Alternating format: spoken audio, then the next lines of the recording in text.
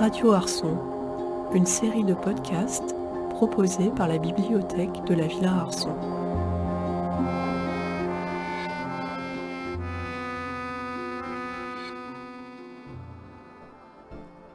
Anthony Passeron enseigne les lettres et l'histoire-géographie dans un lycée professionnel niçois. Il a obtenu de multiples prix littéraires pour son premier roman Les Enfants endormis, roman de filiation, mêlant enquête sociologique et histoire intime, évoquant la solitude des familles à une époque où la méconnaissance du virus du sida était totale, le déni écrasant et la condition du malade celle d'un paria.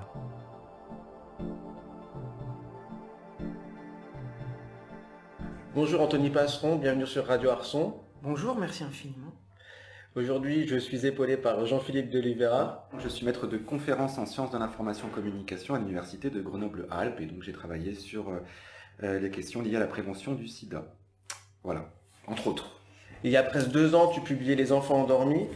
J'aimerais savoir quand est-ce qu'a eu lieu ce moment charnière où tu t'es dit c'est là depuis trop longtemps, il faut que ça sorte, j'ai envie de raconter mon histoire. Ça s'est fait vraiment sur un temps très long parce que mon vrai métier c'est professeur d'histoire et de français en lycée professionnel. Je suis rentré par la porte de la redécouverte de la littérature contemporaine parce que pendant très longtemps j'ai préparé les concours de l'enseignement, donc je lisais vraiment ce qu'on appellerait de la littérature classique. Et l'avantage du lycée professionnel sur l'enseignement général, c'est que tu as des programmes qui te permettent vraiment d'enseigner les œuvres que tu veux. C'est beaucoup plus souple en fait. Et toujours avec cet objectif de dire il faut que j'intéresse mes élèves. Et je vais peut-être dire quelque chose d'assez attendu finalement, mais la découverte du travail d'Édouard Louis en 2014 avec l'arrivée de En finir avec Eddie Bellegueule, etc. fait que d'abord moi je m'intéresse à ce travail-là pour mes élèves. Je me dis ce livre-là il peut intéresser mes élèves. C'est une littérature puissante mais avec un langage hyper accessible, etc. Et je pense que je fais l'expérience que beaucoup de gens ont fait à la lecture de Édouard Louis, mais de Héribon et Arnaud avant eux. C'est que finalement tu te dis en fait j'ai rien à voir avec eux, mais en fait j'ai l'impression qu'ils ne parlent que de moi, ou du moins tu refermes le bouquin en te disant mais moi aussi j'ai plein d'histoires à raconter. Donc il y avait déjà cette histoire familiale, mais je savais pas, je la trouvais éminemment romanesque, l'histoire de cette grand-mère confrontée à l'arrivée de la toxicomanie, d'un virus. C'était vraiment ce que j'avais appris à l'école comme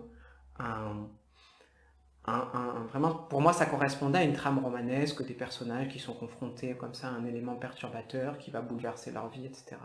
Et que peut-être la forme, vraiment en découvrant Édouard Louis, qui me fait découvrir Héribon, qui me fait redécouvrir Annie Ernaux, là tout d'un coup je me dis il y a peut-être une manière de le raconter.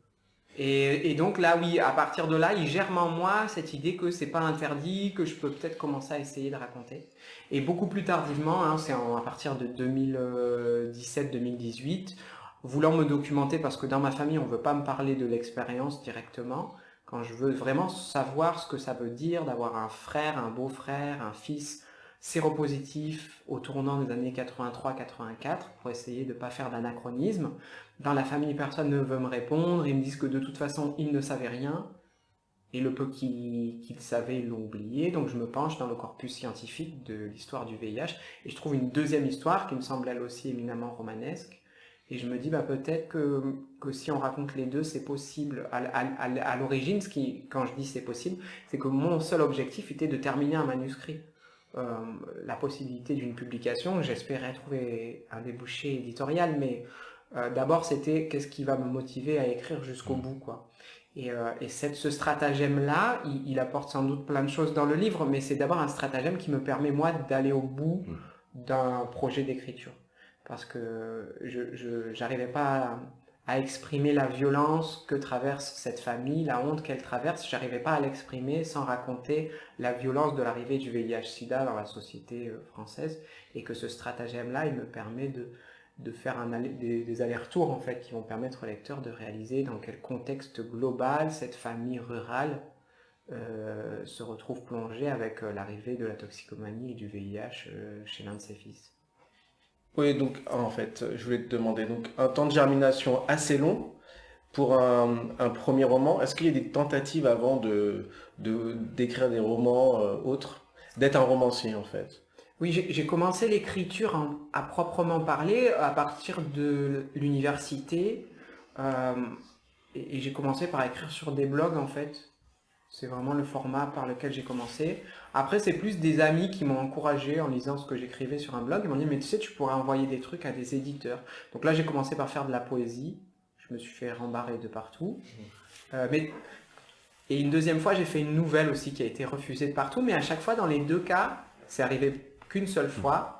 À chaque fois, une fois pour la poésie et une fois pour la nouvelle, il y a des gens dans l'édition qui m'ont dit je peux pas publier ça, mais c'est pas mal, il faudrait continuer.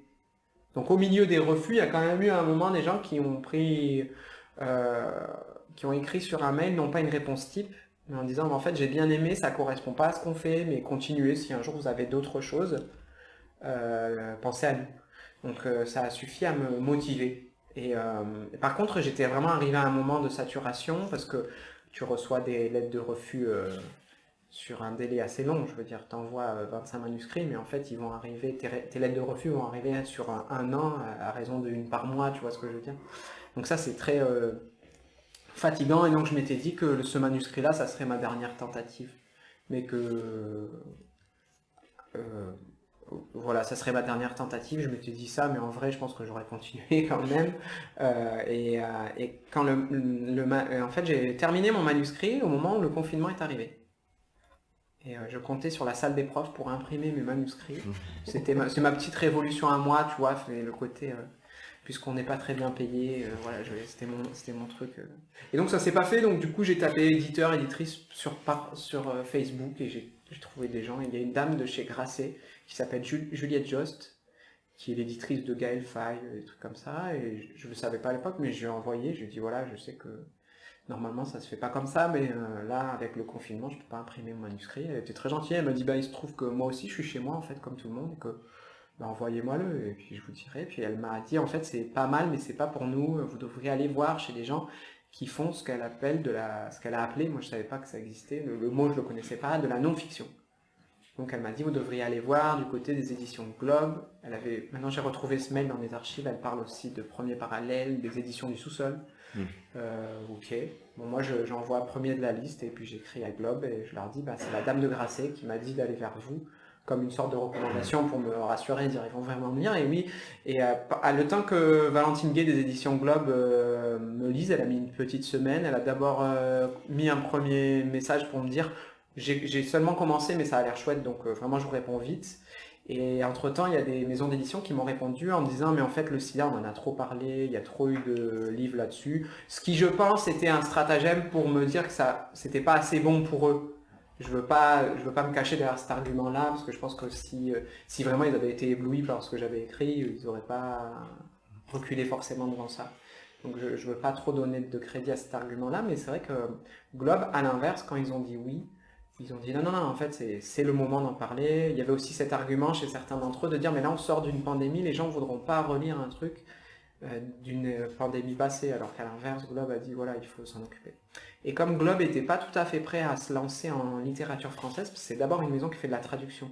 C'est une maison qui est née à l'école des loisirs, et maintenant elle est devenue indépendante, mais il faisait vraiment que de la traduction, de ce qu'on appellerait de non-fiction, new journalisme anglo-saxon, etc. Et ils n'étaient pas prêts en fait à lancer cette collection, et donc moi ça m'a laissé encore 1 an et demi de travail éditorial, cette fois avec une éditrice. Mais c'est toujours pareil, si on te dit que ton livre va être publié dans 1 an et demi, en fait tu vas pas le poser sur une armoire et plus le toucher, tu vas forcément le retravailler en permanence. Donc, on peut parler un tout petit peu chiffres, ce serait intéressant peut-être. Ouais, aucun souci. J'imagine que tu as eu un tirage à 4000, 5000, oui. Et maintenant, 2 ans après, ton livre est en poche, tu as eu plusieurs prix, d'ailleurs on en reparlera. Comment ça se passe? Ça se passe que, alors la mise en place, ça doit être ça. Au début, il m'explique que ça sera 5000, c'est ce qu'on fait pour un premier roman, etc.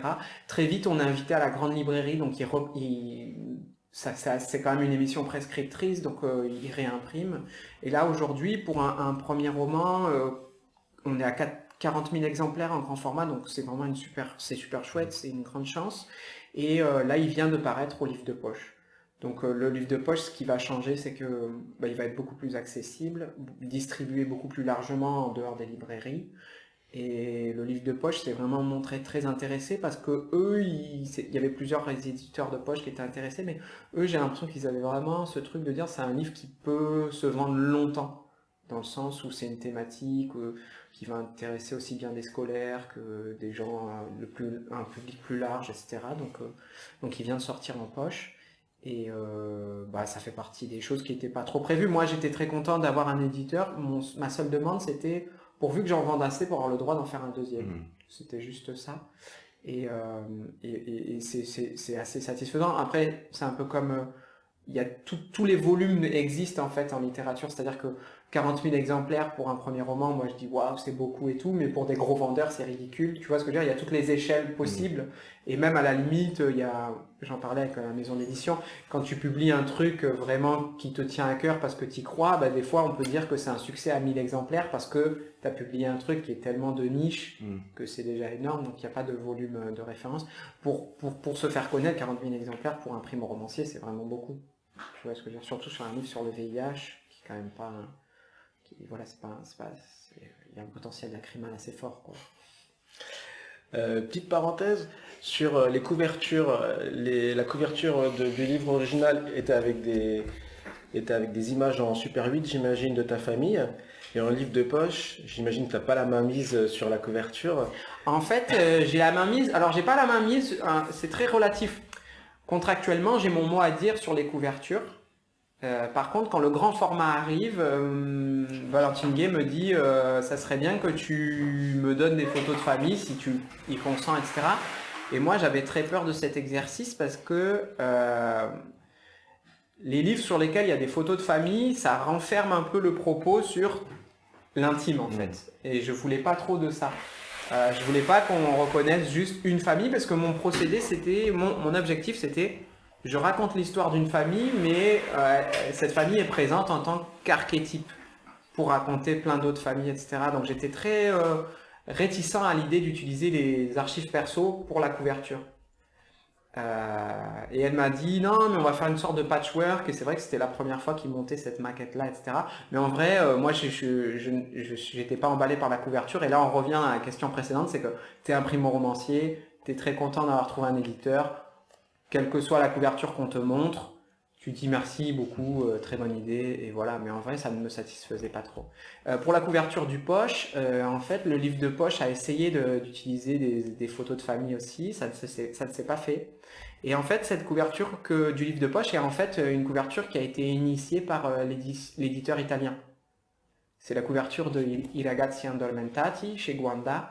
Et là, pour le coup, le poche a dit non, mais ça peut faire l'affaire parce que là, on est sur une photo beaucoup plus commerciale, sur des tons pastels. Mais encore une fois, ça correspond aussi à l'objectif du poche qui est de toucher un public beaucoup plus large, etc., de faire de la vente beaucoup plus massive. Moi, j'ai pour habitude d'accepter toutes les couvertures qu'on me propose. Parce qu'en fait, je me suis posé la question, à chaque fois, il y a très peu de couvertures qui me satisfont vraiment. Et une fois, je me suis dit, mais pourquoi ça ne me plaît pas? Et si moi, j'essayais de voir ce que j'aimerais en couverture, et je n'ai jamais trouvé ce qui me plairait en couverture. Collection blanche, Gallimard. Ouais, à la limite, voilà. Mais à partir du moment où on ouvre la porte à, il faut trouver une illustration, bizarrement, j'ai une capacité d'insatisfaction infinie. Ça ne va jamais, j'ai jamais trouvé une couverture qui me va. Parmi les couvertures qui se font, il y en a une que j'aime bien, qui est une couverture catalane, une petite maison d'édition. Mais en fait, j'ai remarqué que c'est parce qu'ils ont une maquette exceptionnelle qui marche avec tout et qui font que j'adore la couverture des enfants endormis en catalan, mais en fait, j'adore toute leur couverture. Et en fait, c'est plus un truc où je laisse faire, surtout que aussi bien pour le poche que pour l'étranger, c'est des choses que je maîtrise pas, je sais pas ce qui fait vendre un livre en poche, donc je pourrais avoir une attente esthétique personnelle, mais j'ai plutôt tendance à leur faire confiance en disant vous savez ce qui est votre marché, je vous laisse faire, parce que si vraiment j'avais une idée que j'adorerais, j'essaierais de l'imposer, mais il se trouve que j'ai pas de contre-proposition à faire. J'ai envie de parler des bibliothèques. Tu es aujourd'hui à la bibliothèque de la Villa Arson. Tu as reçu le prix des bibliothèques des usagères et des usagers de la ville de Paris. On rappelle le plus gros réseau du monde des bibliothèques. il y a là-bas à Paris, dans la capitale, des bibliothèques fascinantes comme la Bilipo, une bibliothèque spécialisée dans le polar. Enfin, ce réseau est magnifique, je tiens à le souligner. Est-ce que tu as un rat de bibliothèque et est-ce que ça te fait plaisir d'avoir ce genre de prix? Alors, dans le cadre du prix des lectrices et des lecteurs de la ville de Paris, c'était d'autant plus satisfaisant. Et je me rappelle que j'ai pas pu assister à la remise du prix parce qu'il y a eu un changement de date et j'étais pas dispo. Et j'avais dû justement préparer un petit texte pour remercier les gens. Et j'ai dû réfléchir à cette question-là, en fait. Dire pourquoi je les remercie spécialement pour ce prix-là. Parce que quand on te donne un prix, c'est aussi bien de dire pourquoi ce prix-là en particulier, il peut te toucher. Et déjà, il y avait 2 paris. Je trouvais que ça faisait. Il y a quand même l'étiquette de Paris en fait. Ce que tu peux. Et ça reste. Ça raconte un truc aussi de l'histoire du type qui est né dans un milieu rural en fait. D'un coup, il a le prix des bibliothèques, mais c'est pas la bibliothèque de Saint-Étienne-de-Tinée, c'est pas les bibliothèques de Nice, c'est les bibliothèques de Paris. Et donc j'avais réfléchi à cette question-là. Déjà, c'était les bibliothèques de la capitale. Et effectivement, oui, le nombre de lecteurs justement, et c'est aussi un prix de lecteur. Donc il y avait vraiment beaucoup de lecteurs dans ce prix-là, et c'était d'autant plus satisfaisant de se dire qu'ils avaient choisi parmi 5 premiers romans celui-ci. On va arriver petit à petit vers l'histoire Ouais, du bien livre. sûr.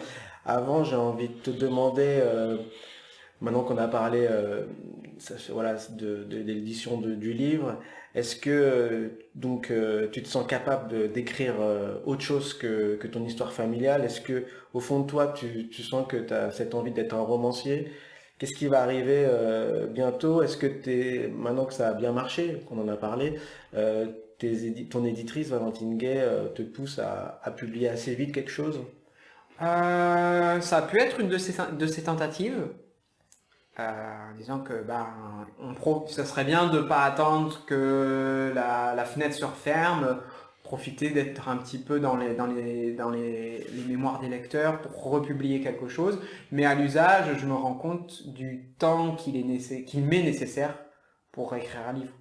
Et là, je suis dans un stratagème un peu bizarre d'ailleurs, enfin bizarre, je sais pas, mais j'essaie de me remettre dans les conditions d'écriture du premier. Alors que normalement, quand tu as trouvé un éditeur, tu peux aussi en profiter. Il y a des auteurs qui, une fois qu'ils ont trouvé leur éditeur, ils écrivent un deuxième ou un troisième avec lui. C'est-à-dire qu'ils peuvent en parler avec lui du projet, écrire un premier chapitre, en discuter avec lui, etc. Parce que vu que tu es plus un primo-romancier, que tu as un éditeur qui attend ton manuscrit, tu peux le solliciter tout au long du travail d'écriture. Là, je tiens vraiment à continuer dans cette veine autobiographique, mais en même temps avec garder une petite dimension documentaire, ça me plairait vraiment beaucoup. Et là, pour le coup, j'essaie vraiment de ne rien montrer à mon éditrice. J'aimerais bien me remettre dans... J'ai tellement apprécié ce travail-là, je fais une V1 tout seul, sachant qu'après on peut modifier des tonnes de choses, mais je lui ai évoqué le sujet. J'aimerais écrire sur ça, banco, et après je donne plus de nouvelles, je fais le mort, jusqu'à ce que j'ai une V1. Parce que je suis quelqu'un qui est encore pas très à l'aise et qui est très influençable. Et tu sais, c'est un peu comme quand tu dis à un copain, ah j'aimerais bien faire ça, et qui dit, ah ouais, bof. Moi le bof, il peut me tuer en fait. Si tu me dis bof, j'abandonne tout et je fais autre chose. Donc je préfère finir le premier geste que je pense que j'ai envie de raconter cette histoire. Après, je lui montre, et là, on rentre dans ce travail qui peut encore prendre des mois, voire des années on touche au but, mais on n'a pas encore le truc qu'on voudrait atteindre, etc. Donc voilà, là, ça fait 1 an que j'écris je me suis mis à écrire sur un sujet autour de mon père. Je l'ai déjà dit plein de fois, mais donc ça fait 2-3 ans que je pense à comment j'écrirais ça. Depuis septembre, j'ai mis ma fille à l'école et j'écris tous les matins, ou presque quand j'ai le temps, mais dessus. Et là, je touche au but d'avoir une V1 qui ne me satisfait pas complètement, mais au moins je peux montrer à mon éditrice où ça commence et où je vais. Et après, elle peut me dire non, mais ça va pas, on peut changer, mais au moins moi, j'ai un truc, il y a déjà une architecture qui est là, qu'on peut modifier, mais ma volonté, le truc que je veux explorer est déjà là. Et j'aimerais bien faire comme ça. Et donc c'est encore une histoire familiale. Et du coup, est-ce que ta part de fiction va grandir ou ça va être toujours un peu autobiographique Là, pour l'instant, il n'y a pas de fiction. J'ai plutôt tendance à enlever du réel. C'est-à-dire qu'il y a des choses qui sont telles... C'est ça qui est bizarre, c'est qu'il y a des choses qui je pense à certaines scènes que j'ai dû enlever du projet parce qu'elles sont réelles, mais elles font fiction. C'est un peu bizarre. C'est-à-dire qu'il y a des choses, quand il arrive un truc parmi les événements qui peuvent arriver, il y a des choses qui sont incroyables en fait. Et qui sont tellement incroyables que le lecteur pourrait croire à de la fiction. Et si elles sont pas indispensables, je préfère les enlever. Parce que je veux vraiment rester dans la non-fiction, et même dans ce qui est non-fictionnel, si c'est pas croyable, ou si j'arrive pas à le raconter de manière croyable, je préfère l'enlever. Et là, pour l'instant, les projets que je pourrais avoir, de temps en temps, je me projette, j'en parle un peu, justement, essayer de dire, mais si j'écris ça, qu'est-ce que j'écrirai après? Je te cache pas que j'ai pas une longueur de vue très loin. J'ai pas 25 livres qui sont prêts, mais à chaque fois, les sujets où je me dis ça pourrait faire un livre, ça non, etc. Je reste quand même dans la non-fiction. Pour l'instant, je me vois pas écrire de la fiction. Je m'en sens absolument incapable. La forme des enfants endormis, j'ai envie de te proposer cette idée. Elle est un peu comme toi dans la vie, enfin en tout cas il y a un an. Ton côté prof de lettres d'un côté et ton côté prof d'histoire géo d'un autre. Donc ce récit se divise en deux histoires. C'est comme si d'un côté tu donnais un cours de lettres avec ton côté autobiographique et de l'autre un cours d'histoire géo avec l'enquête un peu journalistico-sociologique vulgarisant dans le bon sens du terme l'apparition du sida. Oui, j'aime bien dire que c'est un livre de prof, hein. Pour moi, c'est clairement ça, parce que, tu vois, je dis souvent ça, la partie scientifique, elle m'a permis d'avancer, de créer des choses aussi, mais elle a aussi répondu à une angoisse de prof. C'est de te dire, peut-être qu'ils aimeront pas le livre, mais au moins ils auront appris quelque chose. Et ça, c'est vraiment un truc de prof, tu vois, tu peux te retrouver un vendredi soir avec une classe de CAP cuisine et le cours ressemble à n'importe quoi, mais tu sors en disant non, mais ils auront au moins appris quelque chose. Et vraiment, il y avait cette volonté derrière. Et je me suis rendu compte, n'étant pas du tout moi-même formé à la discipline médicale et scientifique, je me suis rendu compte que finalement, j'avais beaucoup investi de mon expérience de prof dans ce livre, parce que le métier d'enseignant, c'est quand même de prendre un savoir complexe et de le rendre intelligible. Et finalement, en travaillant sur ces histoires de recherche, etc., j'ai essayé de réécrire l'histoire de la lutte contre le VIH pour la rendre intelligible par le plus grand nombre, et quitte à la simplifier, etc. Mais le but, c'était vraiment ça. Donc de ce point de vue-là, c'est vraiment le livre d'un enseignant.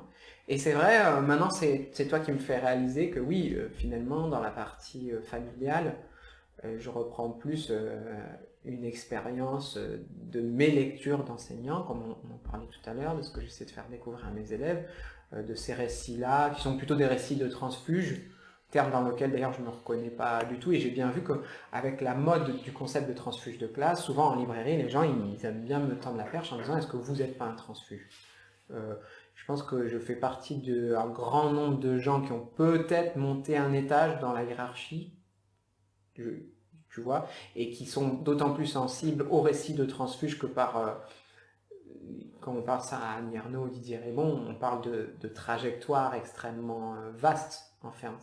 Et du coup, dans le langage courant, quand on parle de transfuge, on s'attend souvent à des gens qui soient partis de très bas pour aller très haut, même si le haut-bas ne me satisfait pas trop comme concept, mais là, en termes de...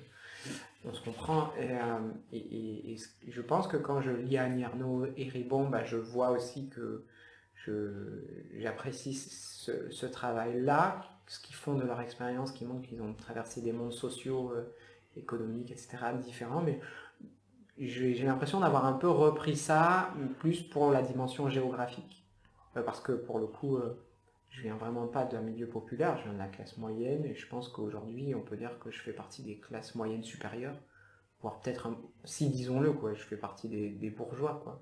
Mais sans que j'ai à gérer des tensions telles que celles de Didier Ribon, Édouard Louis, Annie Ernaux, je veux dire, vous voyez ce que je veux dire. Mais ça fait partie des choses qui m'intéressent. D'ailleurs, je suis en train de lire le livre de Leila Véron, Trahir et venger, un livre sur les transfuges de classe, etc. Et je vois très bien aussi que voilà, c'est aussi un concept qui a colonisé la littérature contemporaine, et que ça peut être parfois, et il y a des gens qui ont besoin de mettre ce tampon-là sur des livres, etc. Moi, ce qui m'intéressait, c'était plus j'ai l'impression que ce livre il est plus hanté par la trajectoire géographique, des mondes géographiques différents qui peuvent se percuter, mais pas beaucoup moins de ce point de vue-là. Moins évident. Et entre parenthèses, est-ce que cette histoire de transfuge de classe, cette obsession pour les transfuges de classe, il n'y a pas derrière aussi, pour certains en tout cas, je pense par exemple par rapport à des journalistes, c'est entre parenthèses, le fait qu'on est dans une république où l'ascenseur social fonctionne. Cette obsession qu'il y a, parce que tout le monde veut essayer de faire croire que l'ascenseur social fonctionne, donc on aime bien ces figures-là, regardez la preuve. Alors, parce que ça reste quand même une minorité. Hein. Oui, alors il y a certains, je pense à les chiffres à Rokhaya Diallo qui en parle dans son livre, elle dit moi je suis une transfuge, mais attention, je suis pas là pour justifier, je suis pas là pour raconter que le système, que l'ascenseur social fonctionne. Je suis justement une rescapée d'un ascenseur social qui fonctionne plus. Il y a un peu ça, parce que finalement ça nous rassure tous.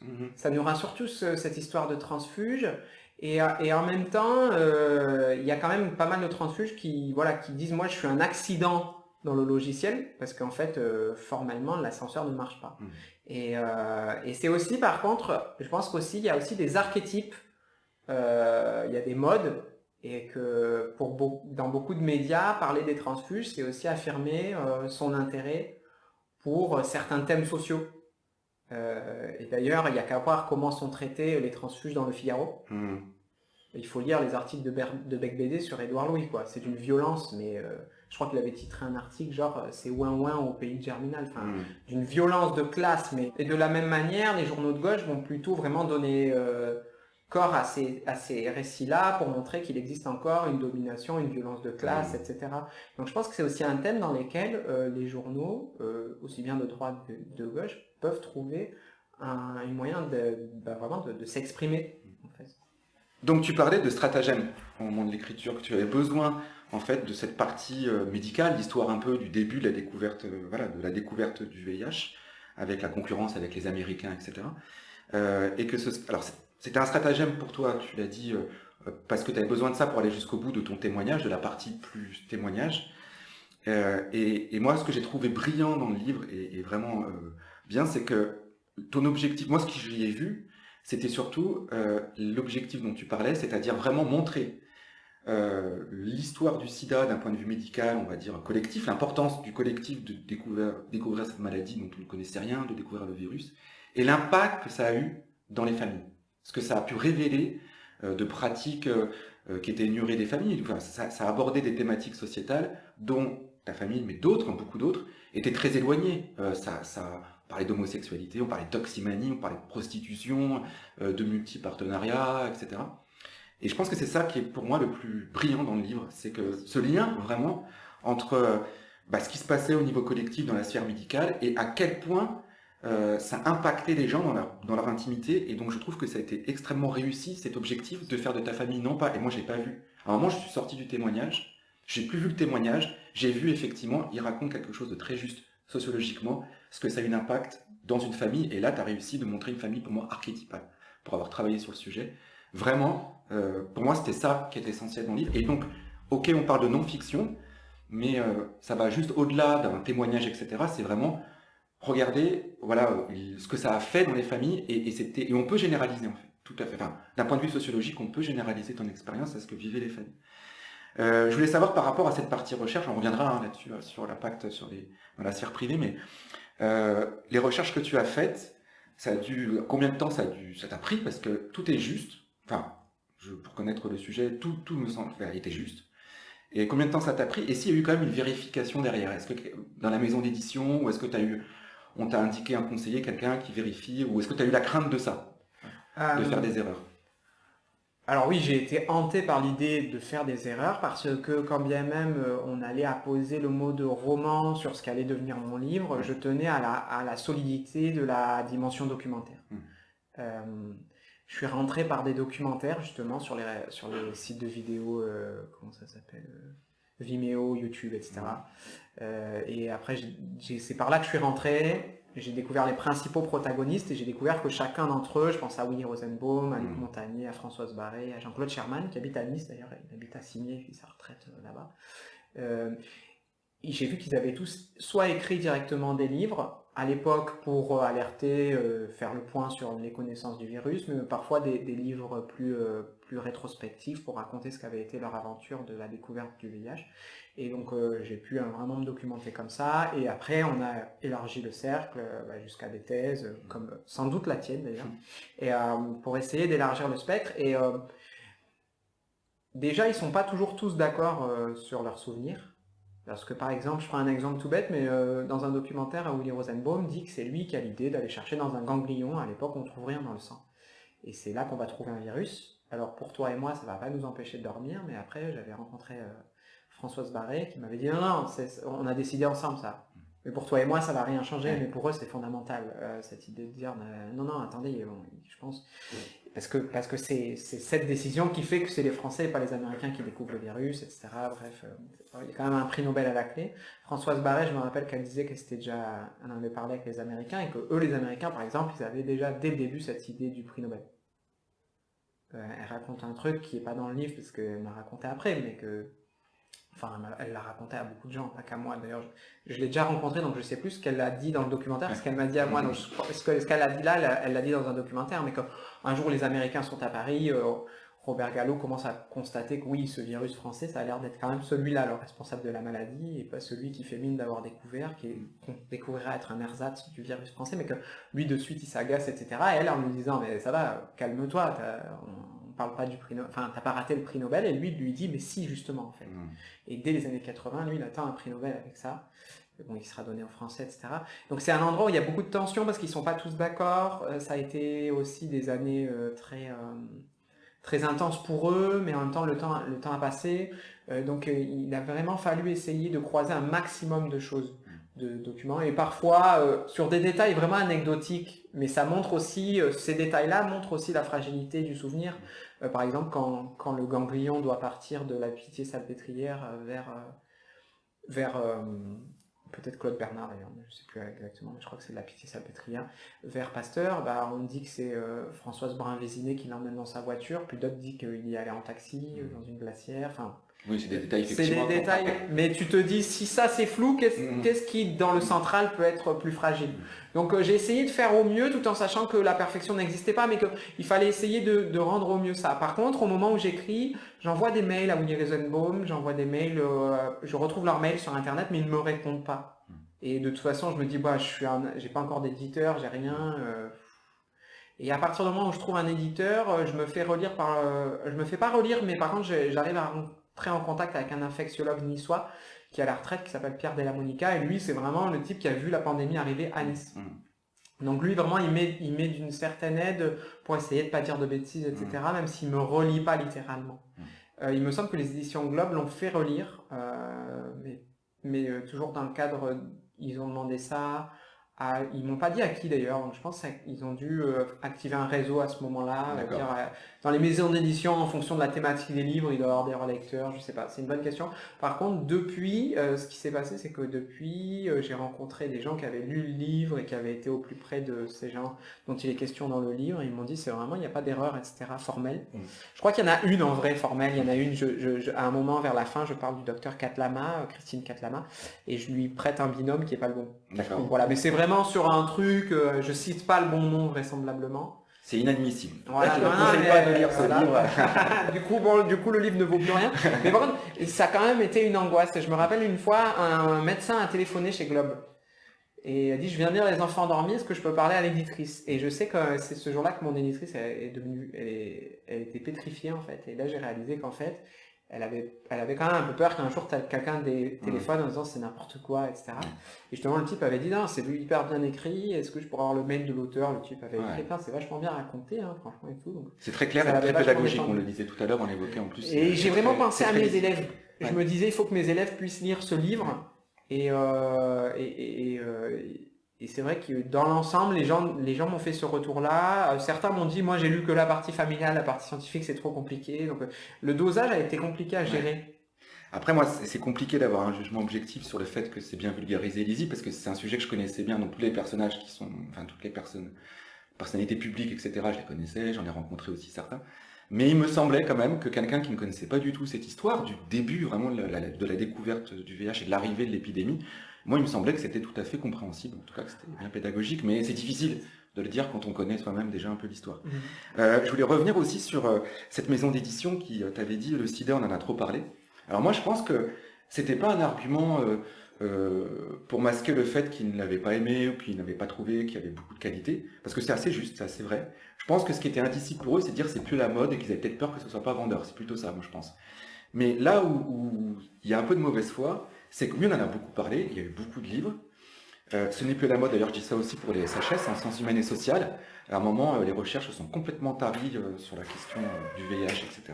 Notamment, on va dire, à partir des années 2000, quand il y a eu les trithérapies, que c'est une maladie qui a commencé à être un peu maîtrisée. Mais par contre, là où je suis absolument pas d'accord avec eux, c'est qu'on a très très peu de choses sur l'impact sur les toxicomanes, sur la transmission mère-enfant, sur les enfants du coup qui ont été contaminés par cette transmission mère-enfant et qui ont été malades de plus jeune âge, hein, tu parles de ta cousine. Voilà. Ça, on a très très peu parlé.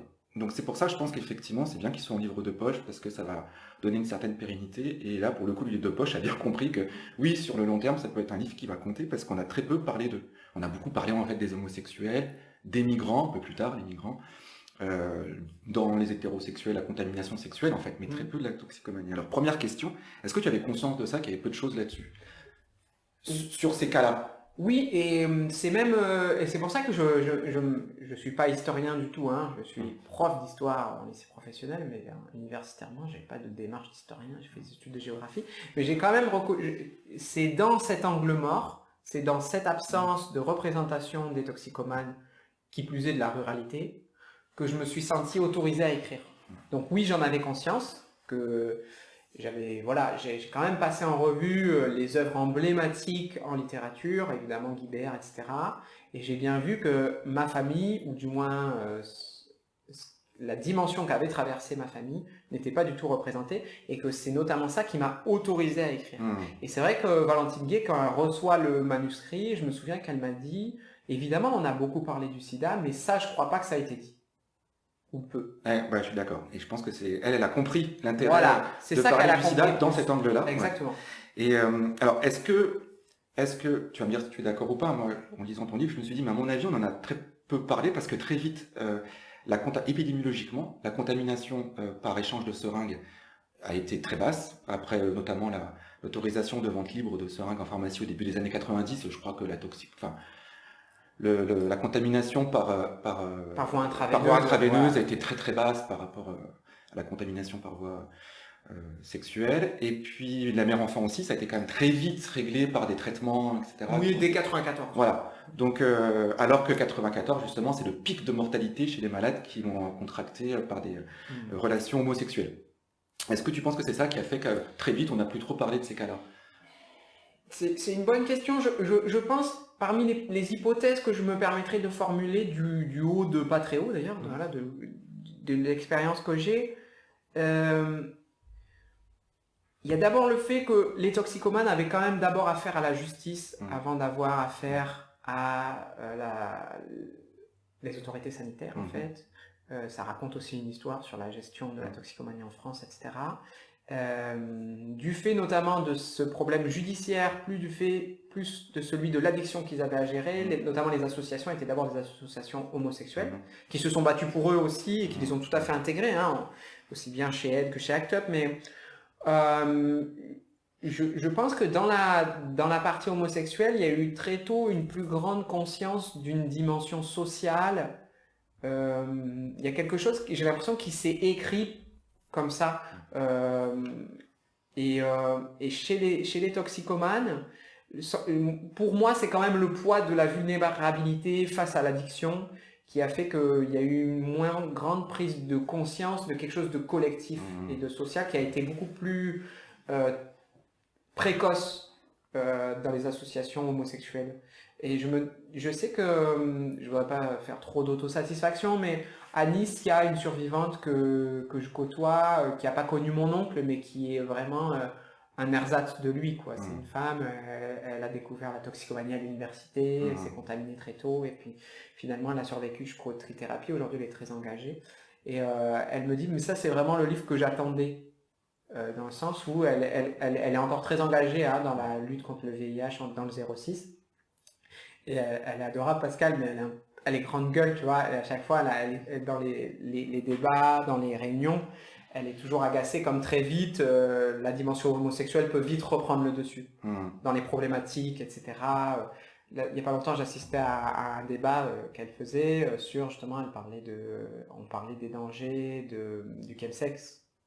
Et je me rappelle de Pascal qui explose en disant, non mais vous les gays, vous croyez que ça y est, vous découvrez le chemsex, et mais vous croyez que nous on vous a attendu les toxicos pour avoir des relations sexuelles sous l'emprise de produits, enfin vous croyez vraiment que vous avez inventé ça en fait. Et voilà, elle le fait de manière caricaturale et c'est bon enfant, hein, l'ambiance est quand même, mais c'est aussi ça. Et c'est vrai que cette mémoire de toxicomane, alors il me semble, je ne veux pas dire de bêtises, tu seras peut-être plus capé que moi, mais c'est aussi un angle mort de la sociologie. Il faut attendre les travaux de Peraldi, de Anne Coppel, etc. Et Anne Coppel, elle dit bien ça, que jusque très tardivement, on n'a pas de chiffres sur les toxicomanes.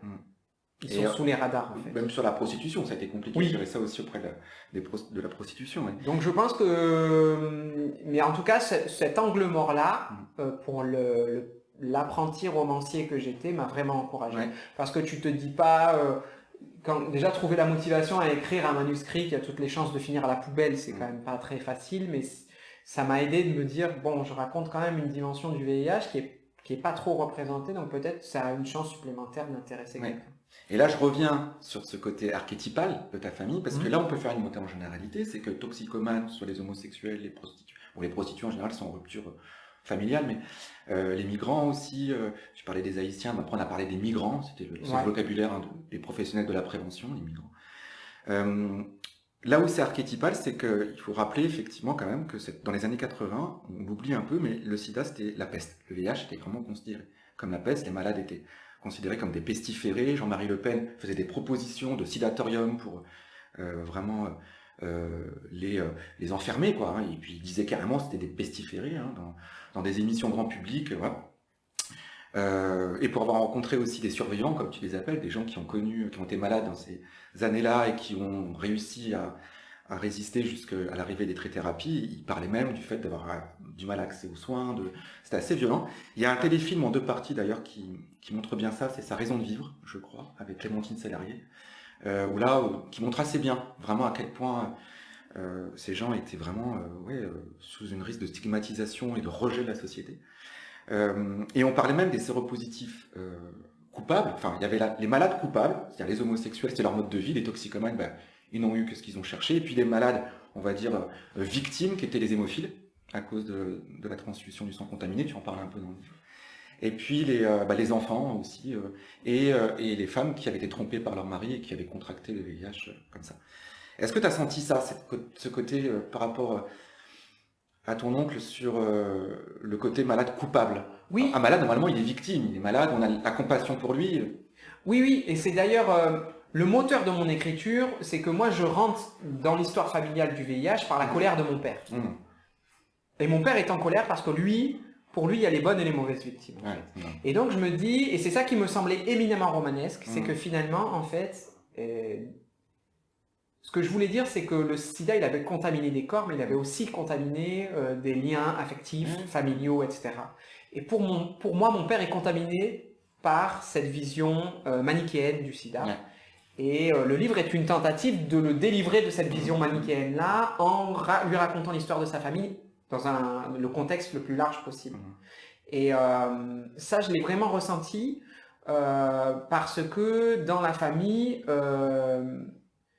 il se trouve que mon père a toujours été en colère, n'a jamais pardonné sa toxicomanie à son frère aîné, qu'il accuse de tous les maux, etc.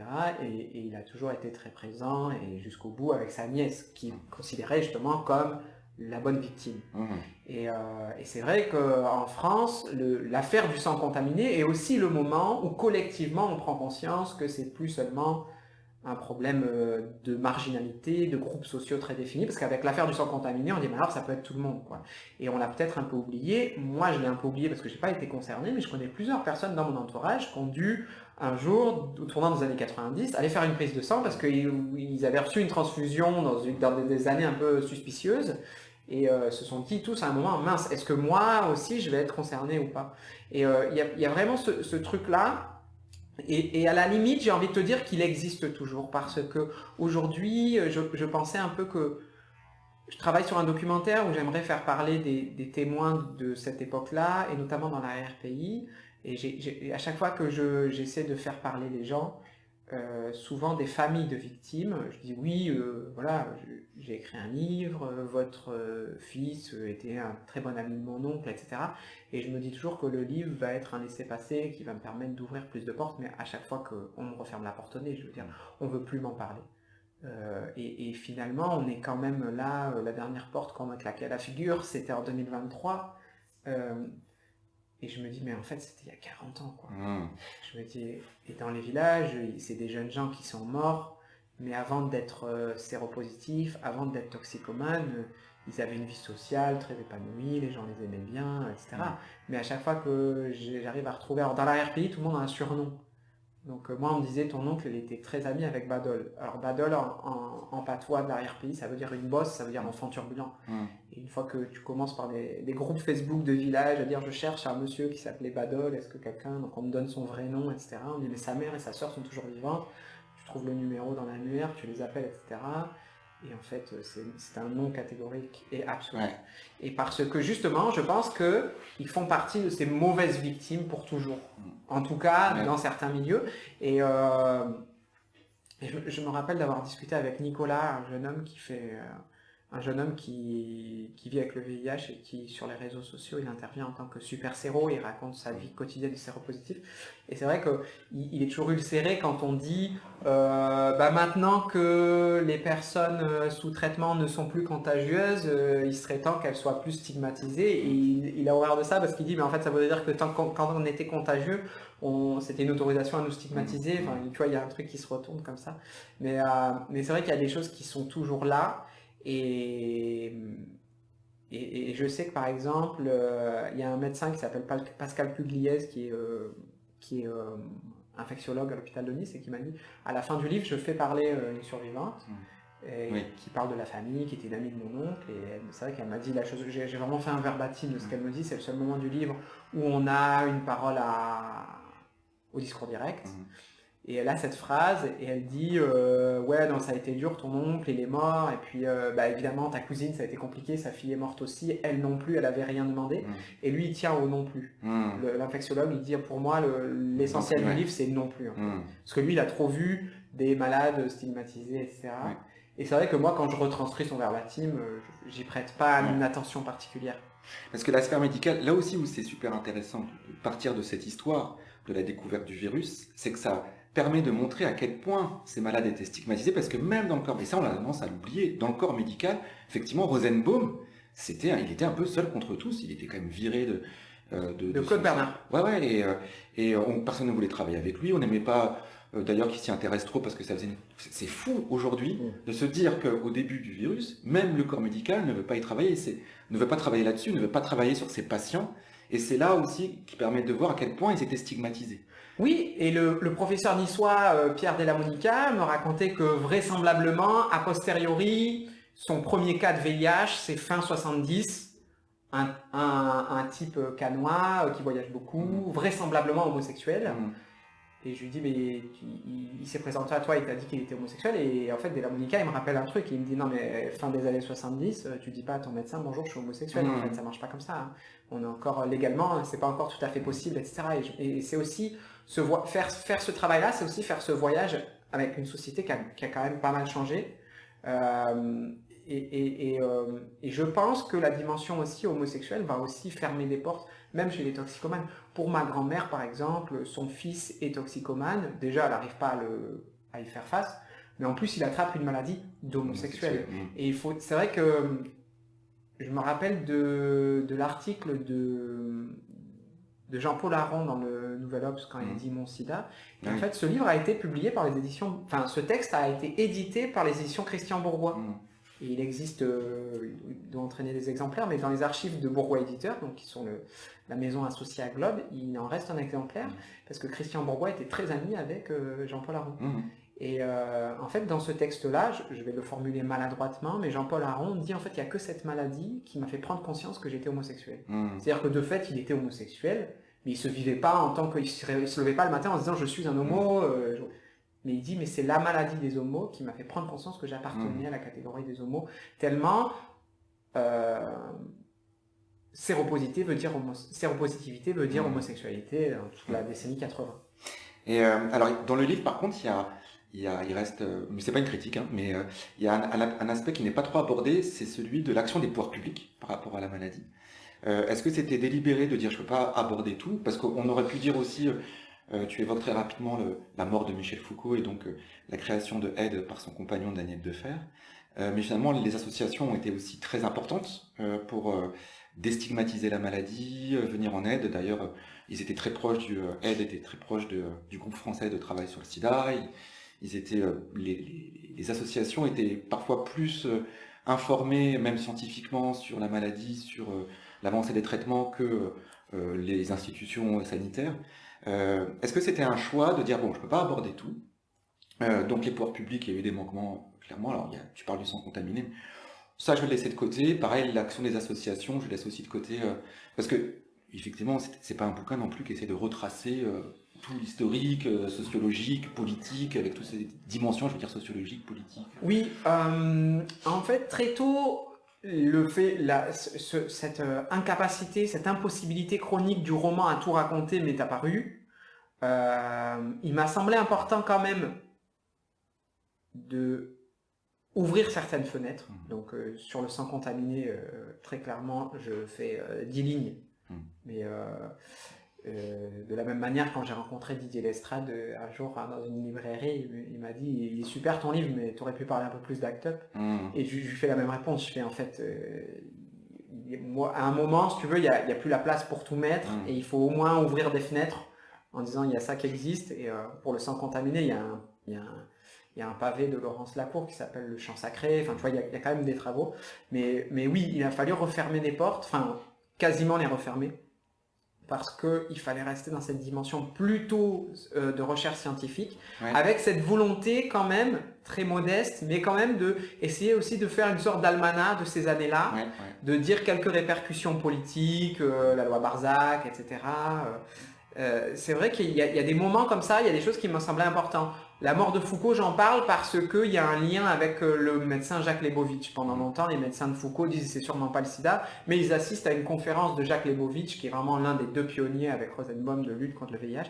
Et c'est à ce moment-là, en se tenant au courant des dernières avancées sur le sida, qu'ils disent en fait peut-être Foucault a peut-être le sida. Donc c'est comme ça que Foucault rentre dans le roman. Et par exemple, Rock Hudson, il est là aussi parce que c'est quand même une première victime populaire, publique. Chez Foucault, c'est secret. Klaus Nomi, c'est quand même dans un milieu artistique plus restreint que ce qu'était Rock Hudson avec ses films et les séries télé dans lesquelles il était. Donc il a vraiment fallu faire des choix un peu arbitraires comme ça. Je disais que c'était pas une critique parce que ça m'a pas manqué et je trouvais que de bien garder le fil rouge de la sphère médicale qui était moins documentée, peut-être pour le grand public en tout cas, c'était une bonne chose. Mais, et ces éléments que tu as pris, d'un peu de l'almanach comme tu dis, c'était des éléments assez pertinents et peut-être qu'il n'y avait pas besoin de plus. Oui, et puis il y a des choses il y a des scènes qui n'ont pas pu rentrer dans le livre parmi les scènes que j'ai écrites et qui sont il y a le moment où je regarde le site d'action de 94 avec mes parents, bah ça rentre plus dans le bouquin donc ça sort, et la découverte du film Philadelphie avec mes parents, voilà. Tu vois ce que je veux dire, mais ça fait partie des choses qui n'a pas été possible. J'ai essayé, voilà, à un moment, c'est quand même de dire, il faut pas qu'il y ait des absents. Donc je nomme Act Up, l'Arcade Sida, je nomme surtout la création de Aide, mais voilà. Il y avait l'association des médecins gays aussi, parce qu'on parlait. Absolument, tout à fait. Mais bon, tu aurais pu répondre à Didier Lestrade qu'il y a eu 120 battements de cœur par minute.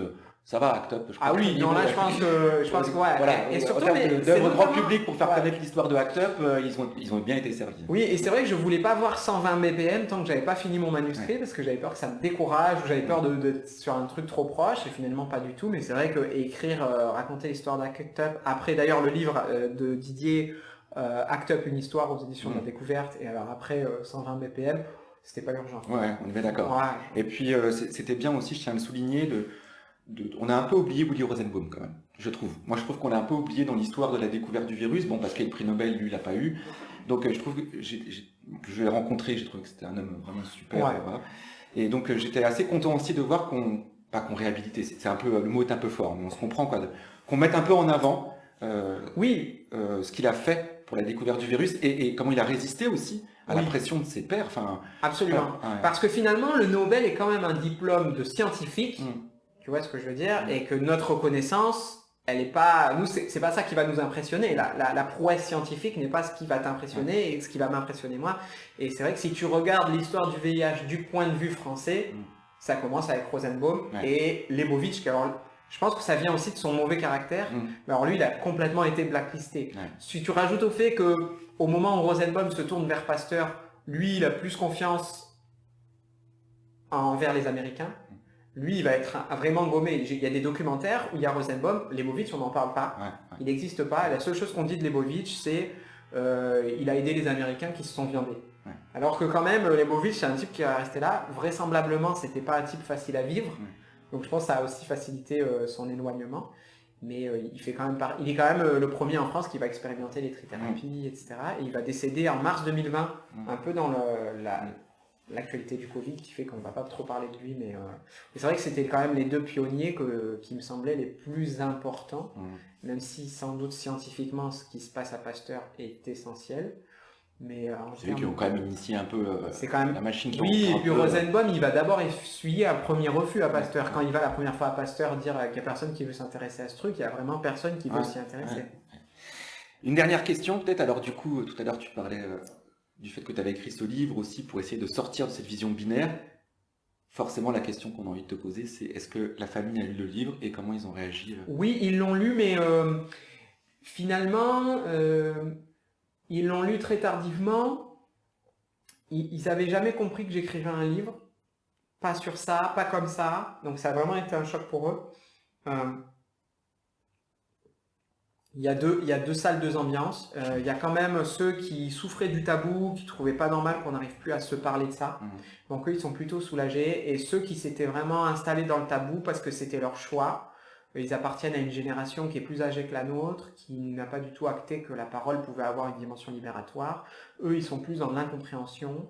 Je me rappelle d'une de mes tantes qui m'a dit « Mais en fait, moi, ça fait 40 ans que j'essaie d'oublier cette histoire et toi, tu me la ressors dans un livre. » Et donc, ça a pu créer quand même... Je me suis fait sévèrement engueuler, mais ce qui n'est pas forcément négatif.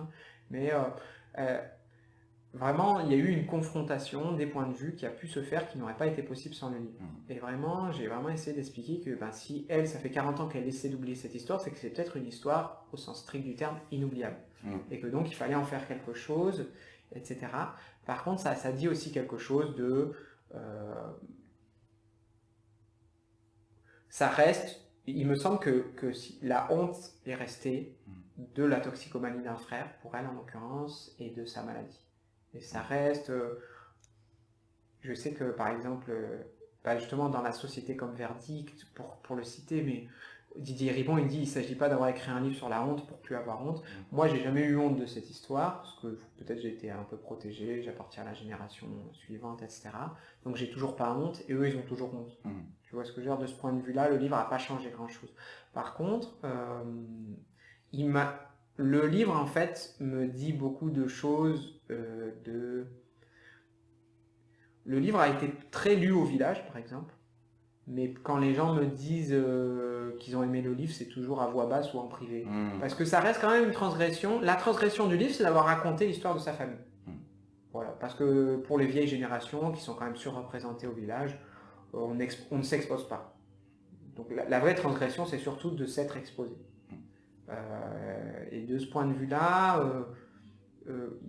c'est pas pour caboter, mais il y a une satisfaction aussi de dire c'est aussi la preuve que je suis plus seulement cet enfant du village. Parce que moi je peux en parler librement et essayer d'utiliser cette expérience pour rejoindre un collectif. Et la vraie satisfaction du livre, c'est quand je croise des gens qui, de près ou de loin, ont lu le livre et reconnaissent une part de leur histoire. J'ai l'impression de briser une solitude a posteriori. D'ailleurs, ce soir, je vais à l'inauguration au 109 de l'exposition sur les mémoires queer, etc. Et il y a un hommage aux morts du sida. Si j'avais pas écrit ce livre, je me serais pas rapproché, j'aurais pu le faire sans le livre, mais du fait de la lecture du livre, l'association des ouvreurs, etc. m'a contacté plusieurs fois, on s'est rencontrés, on s'entend très bien, et j'ai vraiment l'impression quand je participe à une cérémonie comme ça, que je suis à ma place. Et il n'y aura personne de ma famille ce soir, personne va venir, évidemment, parce qu'ils sont sans doute même pas au courant, etc. Mais à chaque fois, il a l'impression d'être à ma place. Et c'est un petit miracle du livre, c'est quand même ça. Et puis, comme ça la boucle sera bouclée, je répète, c'est pour moi, ce livre, quand je l'ai lu, c'était au-delà de l'autofiction, au-delà du simple témoignage, il y avait un intérêt aussi sociologique, à montrer à travers ton histoire la solitude, comment cette épidémie a impacté les familles, toutes les familles, et quels que soient les modes de contamination. Et c'est pour ça qu'à un moment, on oublie quand même que c'est un témoignage, on oublie que c'est ta propre vie, quoi. On est vraiment sur cette espèce d'archétype. Et c'est pour ça que je pense qu'il est essentiel, tu disais c'était inoubliable, cette histoire du sida, et je pense qu'elle l'est, et que c'est bien qu'il y ait ce genre de livres qui reviennent un peu rappeler ce que ça a été cette épidémie, et la violence de cette épidémie pour des familles, pour les malades, et ce que ça a soulevé dans la société. Merci beaucoup. Eh bien, merci à toi d'être venu. En tout cas, c'était un plaisir d'échanger sur ce livre. Et donc, voilà, Les enfants endormis, que je ne peux que conseiller à tout le monde, même s'ils ne se sentent pas concernés ni par la toxicomanie, ni par des sortes de familles. Je pense qu'on peut tous se reconnaître, et même pour sa culture générale, et pour en tout cas connaître cette maladie qui a été tellement essentielle aussi. Je le dis, ça a été essentiel, cette maladie, par rapport à l'évolution des politiques sanitaires, de la prévention et des droits des malades. Oui, ce que je dis souvent. Il y a plein de choses qui ont été Ce que je dis souvent aux gens qui ont l'air de le regarder de loin, je dis qu'on est finalement tous, on vit dans une société qui a été profondément modifiée par la lutte contre le VIH. On est tous les héritiers de cette lutte-là, même si on n'a pas connu directement les malades du sida. Je me rappelle d'une lectrice qui m'a dit cette phrase. Elle m'a dit, mais moi en fait, je connais personne qui est mort du sida, je connais personne qui est séropositif, mais je peux vous dire un truc, c'est que ce virus, il m'a gâché ma jeunesse. Et en fait, on a tous un souvenir, et j'aimerais bien faire un podcast un jour, puisqu'on est dans un podcast. Les gens ont tous un souvenir très précis de la première fois qu'ils entendent parler du VIH. Donc, et c'est assez curieux de voir dans des mondes sociaux et géographiques très différents, le premier souvenir de la première fois qu'ils entendent parler de cette maladie et tout. Donc merci infiniment à tous les deux, c'était très agréable de discuter avec vous.